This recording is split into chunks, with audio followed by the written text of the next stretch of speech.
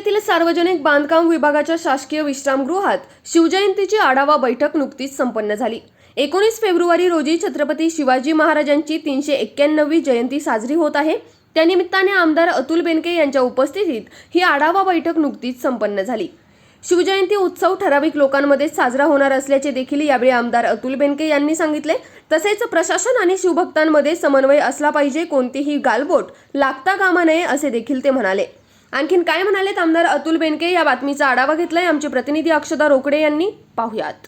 त्या पार्श्वभूमीवर होत असताना ही शिवजयंती एक ठराविक लोकांमध्ये साजरी करावी, शिवभक्तांनी गर्दी करू नये। शिवभक्तांच्या गर्दी होण्यामुळे जर कोणाला कोरोनाची लागण झाली, त्यांच्या कुटुंबियांपर्यंत जर तो प्रसार झाला आणि अजून काही जर उद्भवलं तर ते होऊ नये म्हणून महाराष्ट्र सरकारने आपण गेल्या 2-3 दिवसापूर्वी अध्यादेश काढले, आपण सर्वांनी पाहिलेला आहे की गडाच्या खाली जे काही कार्यक्रम व्हायचे ते करू नये, मिरवणुका काढू नये, करमणुकीचे कार्यक्रम घेऊ नये असं त्यांनी अध्यादेश काढले आहे। तरी सुद्धा गावोगावी काही मंडळी कार्यक्रम करण्याच्या तयारीमध्ये आहेत। करू नये असं आमचं सगळ्यांचं आव्हान आहे आणि जरी केला तरी आपण सर्वांनी कोरोनाच्या पार्श्वभूमीवर जे नियम असतील ते पाळून करावे, अशीच एक राज्यकर्ते म्हणून आमची सगळ्यांची माफक अपेक्षा आहे।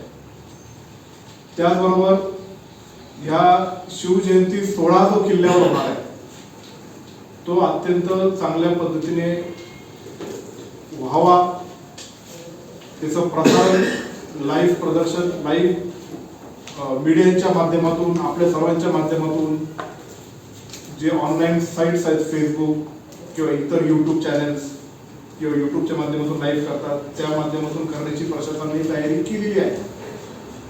त्याचबरोबर मागच्या शिवजयंतीला मुख्यमंत्री आणि मुख्यमंत्री यांनी जो शिवनेरी विकासासाठी आम्हाला जो विकास करायचा त्यासाठी मी आमदार निवडून आल्यानंतर शिवनेरीची मी 2दा पाहणी केली। परिसरामध्ये आपण काय काय काम करू शकतो असे कुसूर ग्रामस्थ, सोमतवाडी ग्रामस्थ, येणेरे ग्रामस्थ, जुन्नर शहरातले प्रतिनिधी यांच्यावर सगळ्या साईट्सवर फिरून आलो। आर्किओलॉजी डिपार्टमेंट्स असतील, पीडब्ल्यूडीचे डिपार्टमेंट आणि वन विभागाच्या डिपार्टमेंटच्या लोकांबरोबर चर्चा केल्यानंतर एक 23,90,00,000चा आराखडा आम्ही तयार केला। तो आराखडा तयार केल्यानंतर मागच्या शिवजयंतीला आम्हाला असे कामं करायचे, आम्ही अजितदादांना आणि मुख्यमंत्री उद्धव ठाकरे साहेबांना सांगितलं आणि आमची अशी अपेक्षा होती की पहिलंच वर्ष आमचं आहे तर शिवनेरी विकासासाठी चांगला भरीव निधी तुम्ही द्यावा अशी मागणी केली आणि त्यानंतर खालच्या सभेमध्ये डायरेक्ट अजितदादांनी सांगितलं की 23 कोटी आम्ही रुपये महाराष्ट्र सरकारच्या वतीने आपल्याला देतो। त्यानंतर बजेटच्या सेशन मध्ये त्यांनी त्याचं समाविष्ट केलं, पण कोरोनाच्या सगळ्या या महाभयंकर आजारामुळे, रोगमुळे बजेटला खूप मोठ्या प्रमाणामध्ये कात्री लागली। सगळा निधी आरोग्याकडे वळवला, पण पुन्हा एकदा जरा थोडीशी शिथिलता आल्यानंतर पहिलं राज्य सरकारने काय काम करायचं तर छत्रपती शिवाजी महाराजांच्या जन्मभूमीला जे काय आपल्याला पैसे आपण देऊ केले होते ते पहिले द्यायचे, मग त्यानंतर त्याचे एस्टिमेट्स, त्याचे टीएस, त्याच्या सगळ्या गोष्टीच्या सादरीकरण करून महाराष्ट्र शासनाकडे नेऊन मुख्य सचिवांकडे मीटिंग्स घडवून आणून आदित्य ठाकरे साहेबांना प्रेझेंटेशन देऊन या सगळ्या गोष्टीची मान्यता आपण मिळवली। अर्थ खात्याने ते पैसे पर्यटन विभागाकडे वर्ग केले आणि पर्यटन विभागाकडे वर्ग केल्यानंतर त्याचे कॅबिनेट मिनिस्टर आदित्य ठाकरेंनी या सगळ्या गोष्टींना मान्यता दिली आणि फायनल शिवनेरी विकासाचा अध्यादेश मुख्यमंत्री उद्धव ठाकरे साहेबांच्या सहीने निघाला। तो ऑनलाईन प्रसारित झाला आणि पेपरमध्ये बातम्या आल्या। या शिवनेरी विकासाचं काम किंवा हे जे काम किंवा हा जो निधी मंजूर झालाय याच्यामध्ये माझ्यासह आपल्या विभागाचे खासदार अजितदादा पवार, उद्धव ठाकरे साहेब आदित्य ठाकरे साहेब, अनेक पत्रकार आणि जे अधिकारी याचा सातत्याने फॉलोअप घेत होते, या सर्वांचं ते संयुक्तिक यश आहे. अनेक शिवभक्त पण शिवनेरी किल्ल्याच्या परिसराच्या विकासासाठी आम्हाला हे काम करायचं आहे, इथं तटबंदी तुटली, आम्हाला इथं वृक्षारोपण करायचंय, हत्ती दरवाजेचा दूर ढासळलेला आहे तो पहिला दुरुस्त करा, अशी मागणी जी करत होती त्या सगळ्या कामांचा समावेश आपण या कामांमध्ये घेतलेला आहे. आणि म्हणून मला हा अधिकृत GR आपल्या समोर सादर करताना हा एक शिवभक्त म्हणून अत्यंत आनंद होत आहे. आणि महाविकास आघाडी सरकारचे मी या तालुक्याचा लोकप्रतिनिधी या नात्याने मनपूर्वक आभार मानतो. त्याचबरोबर आरोग्याच्या बाबतीत आपला तालुका स्वयंपूर्ण वल्लभशेठ बेनके साहेबांच्या माध्यमातून त्यांनी केला, त्याची पुढची पायरी म्हणून आम्ही सर्वजण मंडळी एकत्रितपणे प्रयत्न करतोय. त्यासाठी जुन्नर ग्रामीण रुग्णालयाचा विस्तार होणं, त्याच्यासाठी ज्या मदत लागली तिथं ओटीज तयार केल्या आपण नवीन, त्याचं रिनोव्हेशन केलं, तिथे एक ॲम्ब्युलन्स दिले. फक्त स्टाफ मध्ये जरा कमतरता आहे तिथे, आणि जे स्टाफ आपल्याला पाहिजेत त्या तुलनेत तसं मिळत नाही, तरी आहे त्या स्टाफ मध्ये चालवण्याचा आपण प्रयत्न करतोय. पण सर्वसामान्य लोकांना त्याचा हेलपाटा होऊ नये म्हणून स्टाफची भरती अत्यंत चांगल्या पद्धतीने करण्यासाठी मी सातत्याने मागे लागलो आहे सरकारच्या. तर निश्चित प्रकारे ते भविष्यात होईल असं मला वाटतंय. नारायणगावच्या ग्रामीण रुग्णालयाला उपजिल्हा रुग्णालयाचा दर्जा आपण महाराष्ट्र सरकारकडून मिळवून दिलेला आहे. त्यासाठी त्या नारायणगावच्या दवाखान्याचं भविष्यात विस्तारीकरण होणार आहे, ज्याच्यामध्ये डायलिसिस, एक्सरे, ब्लड तपासणी सह सगळ्या गोष्टी गरीब व गरजू रुग्णांना तिथं आपल्याला उपलब्ध होणार आहे. हे कार्य पण महाविकास आघाडी सरकारच्या माध्यमातून झालं, त्याबद्दल सरकारचाही मनपूर्वक आभार मानतो. अजून एक ज्या गोष्टीचं आपण अनेक वर्षापासून जो प्रलंबित होता, जो वल्लभशेठ बेनके साहेबांच्या कालावधीपासून ओतूरच्या ग्रामीण रुग्णालयासाठी त्यांनी जी प्रस्तावना केली होती, ते गेल्या काही वर्षांमध्ये त्याच्यामध्ये काहीच पुढचं पाऊल किंवा पडलं नाही. पण पहिल्याच वर्षी अजितदादा आणि राजेशभाई टोपेंच्या मदतीने आम्ही ओतूरच्या ग्रामीण रुग्णालयासाठी तब्बल 15 कोटी रुपयाचा निधी, म्हणजे 14 कोटी 67 लाख एवढा निधी ओतूरच्या ग्रामीण रुग्णालयासाठी मंजूर करण्यामध्ये यश प्राप्त केलं. त्याच्याबद्दल आमच्या मनामध्ये समाधान आहे. तालुक्यातल्या लोकांच्या आरोग्याची काळजी घेण्यासाठी एक जबाबदार लोकप्रतिनिधी म्हणून मी असेल, आमचे पंचायत समितीचे सभापती असेल किंवा नगरपालिकेचे प्रमुख श्यामराव पांडे असतील, आम्ही संयुक्तिकरित्या चांगल्या पद्धतीने कार्य करण्यासाठी कटिबद्ध आहोत. त्याबद्दल सरकारचा मी मनपूर्वक आभार मानतो. यंदाच्या शिवजयंतीला आमच्या मनामध्ये जे प्रोजेक्ट्स आहेत, म्हणजे सगळ्या शिवभक्तांच्या मनामध्ये त्याचं काय काय आपण करू शकतो, याच्या वारंवार मुंबईला मंत्रालयात बैठका झाल्या, त्याच्यामधून काय निष्पन्न होईल किंवा काय पुढे होईल ते शिवजयंतीला ते माननीय मुख्यमंत्री उपमुख्यमंत्र्यांचा तो अधिकार आहे, ते त्या दिवशी भविष्यामध्ये आपल्याला जुन्नरसाठी काय करायचंय त्यासाठी ते घोषणा तर करतीलच. शिवजयंती महोत्सव दरवर्षीप्रमाणे जिल्हा परिषद पुणे व पंचायत समिती जुन्नर हे आयोजित करत असतात. त्याच्यामध्ये शालेय विद्यार्थ्यांच्या अनेकांचा समाविष्ट करून ते स्पर्धा होतात आणि 7-8 दिवसाचा हा महोत्सव होतो. क्रीडा महोत्सव होतो, कला महोत्सव होतो, विविध गुण स्पर्धा होतात, त्यांच्या बौद्धिक क्षमता वाढली पाहिजे अशा प्रकारच्या स्पर्धा होतात. पण यंदाच्या वेळेस पण ते कोरोनामुळे व्हायला नाही पाहिजे किंवा होऊ नये याच्यापेक्षाही ते कशा पद्धतीने ऑनलाईन करता येईल असे सूचना किंवा असे जे काही विनंती आम्ही केल्या होत्या, त्यासाठी जिल्हा परिषदेचे अध्यक्ष, CEO, आमचे पंचायत समितीचे सभापती यांनी पुढाकार घेतला आणि ह्या यंदाच्या शिवजयंती महोत्सवाला सर्व स्पर्धा त्यांनी ऑनलाईन घेतलेल्या आहेत. त्या स्पर्धेचं डिटेल्स या हँडलमध्ये आहेत, मी आपल्या सर्व पत्रकारांकडे देईल. त्याच्या या स्पर्धा 7-8 दिवसाच्या होतील. सर्व प्रमुख मान्यवरांच्या हस्ते एकाच दिवशी त्यांचा आपण बक्षीस वितरणाचा कार्यक्रम घेऊ. शिवजयंतीला शिवनेरी भूषणचा पुरस्कार आदरणीय आपले सर्वांचेच नेते वल्लभशेठ बेनके साहेबांनी यांनी चालू केला होता. तीच परंपरा महाराष्ट्र सरकारच्या माध्यमातून त्यांचा अधिकृत मान्यता प्राप्त पुरस्कार यंदाच्या वर्षी पण अनेक नावं आले होते. मागच्या वर्षी मी निवडून आल्यानंतर महाराष्ट्रातल्या एका नावाजलेल्या व्यक्तिमत्वाला ज्यांनी उत्तुंग भरारी तर घेतलीच आहे, त्याचबरोबर समाजाच्या प्रती त्यांनी सेवा सुद्धा केलेली आहे. नाहीतर उत्तुंग भरारी घेणारे अनेक लोक असतात, पण त्यांनी समाजाच्या प्रती वळून काही लोक बघत नाही, म्हणावं तसं समाजाच्या प्रती सेवा करत नाही. म्हणून अनेक अर्ज आल्यात आणि त्या सगळ्या पंच कमिटीच्या मान्यतेने किंवा त्याच्या आधाराने 2 नावं, एक छत्रपती शिवाजी महाराज गौरव पुरस्कार जो नवीन चालू केला आहे त्याच्यासाठी एक नाव, आणि शिवनेर भूषण जो पुरस्कार आहे त्याच्यासाठी आपल्या तालुक्यातल्या एक नामवंत व्यक्तीचं नाव आपण निश्चित केलेलं आहे.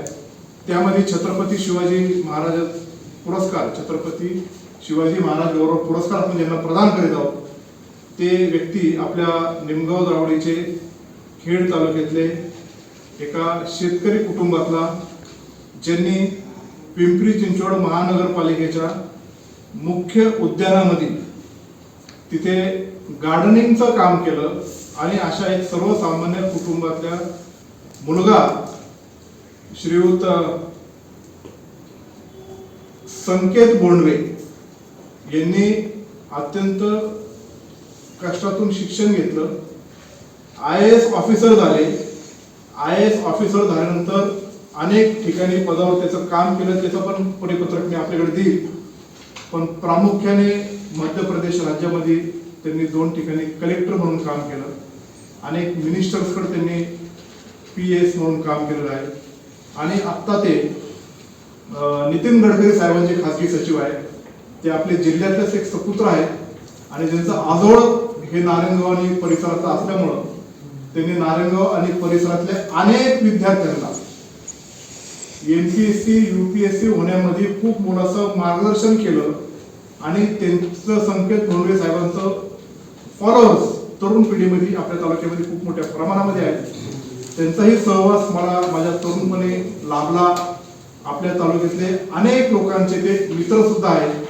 असं एक नामवंत व्यक्तिमत्व ज्यांना अनेक पुरस्कार प्राप्त झाले, श्री संकेत S बोंडवे यांना छत्रपती शिवाजी महाराज गौरव पुरस्कार देण्यामध्ये आम्हाला सर्वांना आनंद होत आहे. त्याचा सोहळा पण आपल्याला वरती किल्ल्यावर पार पाडणार आहे.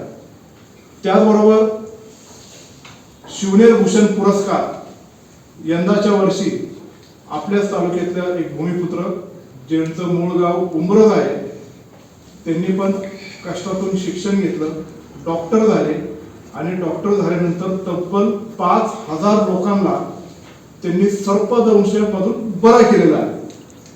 त्यांनी सातारा सांगलीच्या रिलीफ फंड जेव्हा तिथं पूर आला, रिलीफ फंड मध्ये त्यांनी काम केलं. केरळला जेव्हा पूर आला तेव्हा IMA फाउंडेशनच्या माध्यमातून काम केलं. त्यांनी केरळाचा पूर जेव्हा ओसरला तेव्हा स्नेक बाईटचे अनेक केसेस वाढले. अख्खे घराच्या घर ते पाण्यात बुडाले होते, आणि पाणी जेव्हा ओसरलं तेव्हा प्रत्येक घरात पोटमाळ्यावर वरच्या मजल्यावर सगळीकडे साप खूप मोठ्या प्रमाणात. तेव्हा त्या टीम मध्ये त्यांना आमंत्रित केलं. पूनावाला फॅमिली ही त्यांच्या अत्यंत आधीपासूनची जवळची आहे, म्हणून त्यांनी जवळपास 4,000 स्नेक बाईटचे इंजेक्शन केरळला त्यांच्या माध्यमातून डोनेट केले. त्याचबरोबर आपल्या परिसरामध्ये पण अनेक गोर गरीब लोकांना ते सातत्याने मदत करण्याच्या माध्यमातून प्रयत्न करत असतात. स्नेक बाईटनी एखाद्याचा मृत्यू जर झाला तर त्या कुटुंबाला 50,000 आणि आता 2 लाख ही केवळ डॉक्टर राऊत यांच्या मागणीनुसार आणि त्यांनी जी इतकी परिस्थिती होती त्याच्यानुसार महाराष्ट्र सरकारने ती देऊ केलेली आहे. असे एक नामवंत व्यक्ती आपल्या परिसरामध्ये आहेत, त्याचं नाव आहे डॉक्टर सदानंद राऊत. अशा एक नामवंत डॉक्टर यांना शिवनेर भूषण पुरस्कार जाहीर करताना मला अत्यंत आनंद होत आहे.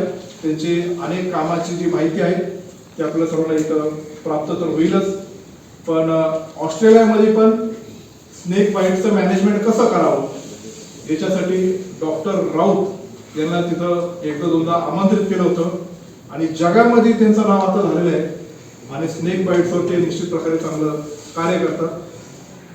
शिवजयंती आता थोड्याच लोकांमध्ये साजरी करायची म्हणून शिवभक्त येण्याचा ओघ जो दरवर्षीचा असतो किंवा शिवज्योत घेऊन येण्याचा ओघ जो लोकांचा असतो तो मागच्या आपल्या तालुक्याच्या बैठकीमध्ये अनेक लोकांनी त्यांच्या ज्या भावना तीव्र होत्या तसे त्यांनी ती मागणी केली.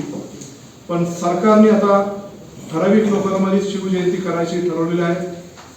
शिवभक्तांनी आपल्या तब्येतीची काळजी घेऊन अनावश्यक गर्दी करू नये किंवा तुम्ही सर्वजण शिस्तीचं पालन कराल अशी सरकारची अपेक्षा आहे. त्यानुसार या जिल्ह्याचे कलेक्टर आणि SP साहेब एक अधिकृतरित्या सर्व पत्रकारांना उद्या सकाळपर्यंत नेमकी आपण कशा कशा प्रकारचं प्रोव्हिजन करणार आहे त्याची प्रेस नोट देणार आहे. पण माझीही त्यांना हीच विनंती राहिलेली आहे, जरी सरकारचे निर्देश असले आणि तुम्ही प्रशासन म्हणून ते जर पालन करणार जरी असला तरी शिवभक्तांना समन्वयाची भूमिका साधून तुम्ही चांगल्या प्रकारचं ही शिवजयंती विना त्रासाची साजरी होईल अशा प्रकारचं आपण सहकार्य करावं अशी मी त्यांना विनंती केलेली आहे.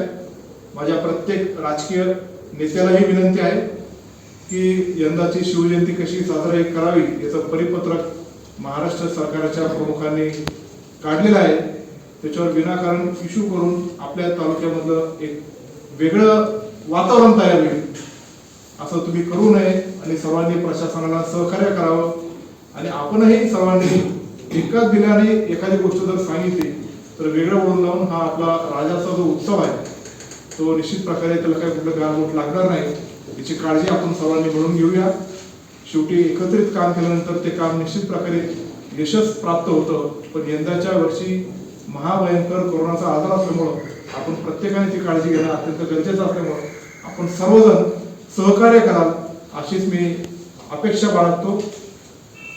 सर्व पत्रकार इथं उपस्थित झाला त्याच्याबद्दल मी आपल्या सर्वांचं मनपूर्वक आभार मानतो. काल परवा पण छत्रपती शिवाजी महाराजांचा पुतळा आपल्या मुख्य चौकामध्ये उभा आहे. अनेक शिवभक्तांनी मला निदर्शनास आणून दिलं की त्या पुतळ्याला काहीतरी थोडंसं क्रॅकिंग झालंय किंवा तो पुतळा आपण व्यवस्थित केला पाहिजे. ज्यांच्याकडे सांभाळण्याची जबाबदारी ते नीट व्यवस्थितपणे सांभाळत नाही असे ते म्हटले. पण नगराध्यक्षांनी तत्परता दाखवून ते शिवभक्तांच्या भेट घेऊन आम्ही आतापर्यंत काय काय केले, भविष्यात काय करू, तुम्ही निदर्शनास आणून दिले त्याच्याबद्दल आभार.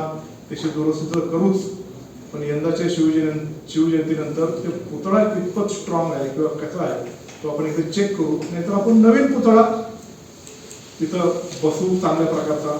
अजूनही कोणाच्या मनामध्ये असं स्पेसिफिक डिझाईन असेल किंवा पत्रकारांची संकल्पना असेल की आपण असं केल्यानंतर असा पुतळा आपल्याला चांगला वाटेल किंवा अजून काय असेल आपण सगळ्यांचे सजेशन इन्व्हाइट करू. सगळ्यांच्या मराठा सेवा संघांपासून शिवभक्तांपासून प्रत्येक पक्षाच्या नेत्यांपासून सर्व पत्रकारांपासून सजेशन घेऊ आणि त्यानुसार बदलायचं जर असेलच तो जर स्ट्रॉंग नसेल तर निश्चित प्रकारे तो चांगला पुतळा बसवला जाईल. त्याच्यामध्ये नगराध्यक्षांनी तत्परता दाखवली त्याच्याबद्दल त्यांचंही मी मनपूर्वक आभार मानतो. आणि या प्रेसमध्ये आम्हाला शिवजयंतीच्या पार्श्वभूमीवर एवढ्या सगळ्या गोष्टी सांगायच्या होत्या. तर सर्व शिवभक्तांनी तिचं पालन करावं आणि शिवजयंती आपली यंदाची चांगल्या पद्धतीने आपण साजरी करूया एवढीच आपल्या सर्वांना नम्रतेची विनंती. शिवजयंती किल्ल्यावर पेटवलं जाणार खाली ते आता SP साहेबांनी ते त्यांचे SOPs तयार करून आपल्याला प्रेस नोट देणार. तुमच्या सत्तेत सहभागी असणारे पक्षाचे मान्यवर होते. मी स्पेशली मंजुरी आणतो शिवज्योत वर आणायला वरून पेटून आणायला त्याचं काय झालं नाही, मला त्याच्याबद्दल काय माहिती नाही. पण त्यांनी मंजुरी पण आणली असं मला कळालं. पण आता ते आणले नाही आणले ते त्यांना माहिती, म्हणजे मला त्याच्याबद्दल माहिती नाही. मला जे मुख्यमंत्र्यांनी उपमुख्यमंत्र्यांनी किंवा सरकारने जे आदेश दिले त्याच्याबद्दल मी आपलं म्हणतो. आणि मी सांगते म्हणजे असं हवेत गप्पा मारत नाही, मी अधिकृतरित्या व्यवस्थित.